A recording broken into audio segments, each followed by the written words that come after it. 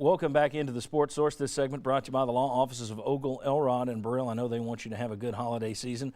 When it comes to legal help, one call does it all. You make a phone call to these folks. They are on your side, whether it's personal injury law, disability law, family law, bankruptcy law, criminal defense, whatever you need. Ogle, Elrod, and Burrell. I want to tell you, coming up today, special overtime segment, we'll be talking about Tennessee's football roster and basketball rosters for 2017. Which roster is closer to a title? Which roster is closer to a title? It's coming up today on Overtime. Follow me on Twitter. I'll tell you when it's posted. And then also coming up this month, there you are, the Sports Source specials. Next week, it's our 14th Christmas holiday extravaganza, which ironically is usually our meanest show of the year. We do everything with a Christmas theme, but it's usually kind of mean. Our bowl preview, you got to DVR that sucker. It's 12/26. That's the morning after Christmas at 12:05 right here. And then a bowl review and more basketball live January 1st right here at 11 a.m. All right, guys, Tennessee will play 4 games in 8 days. There you see them.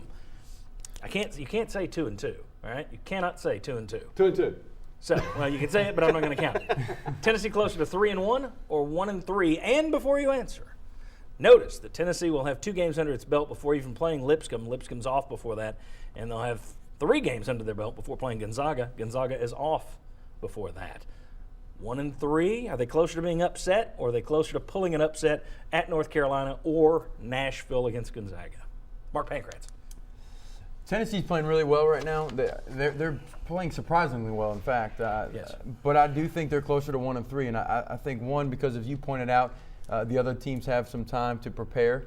But also it's finals week, and when you're playing mid-major teams in state, who this is Lipscomb's game of the year, this is Tennessee Tech's game of the year, and you're looking around, no students, not that there's been many so far this year anyways, but when you're looking at a half-empty arena, I'm saying they're closer to 1 and 3 than they are to 3 and 1. Did you just call them out?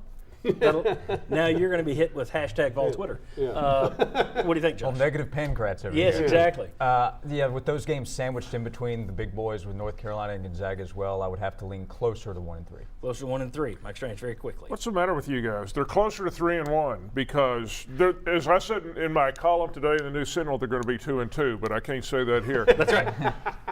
I think they're going to lose to North Carolina.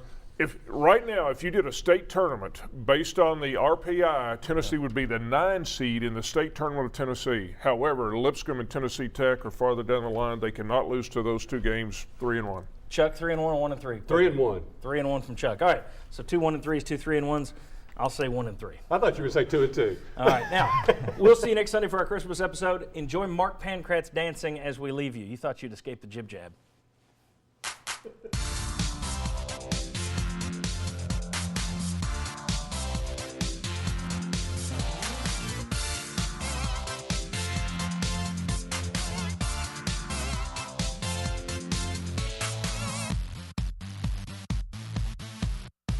The Sports Source is brought to you by Fast Frame with Heather Whiteside art now available.